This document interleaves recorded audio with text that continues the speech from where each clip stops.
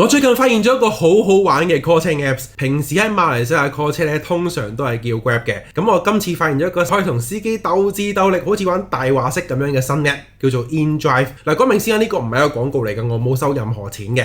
InDrive 嘅遊戲規則咧係你可以任意定價，講出你想去嘅地方咧，想俾幾多錢嘅。咁而同一時間咧，司機亦都可以提出佢心目中嘅價錢。咁如果大家都同意嘅話咧，咁就完成交易㗎啦。留意翻，因為自由定價，有啲司機咧係會開一個高於市價嘅價錢出嚟拋你嘅，所以先點解話佢好似玩大話式咁樣啊？首先我會建議你先去 Grab 度查一查價錢，咁你先有一個談判嘅底線啊嘛。我嘅做法咧就係咧，一開始先開個極低嘅價錢，睇下司機還我咩價先，慢慢再談判落去。根據我嘅經驗咧，有 80% 都可以拎到比 Grab 更加抵嘅價錢㗎。而且華人司機通常開嘅價咧優惠啲嘅，馬拉司機咧有時就好似會成日亂開價錢咁樣，貴過 Grab 2倍嘅價錢咧我都見過啊。你又有冇興趣玩呢個 call 車大話式呢？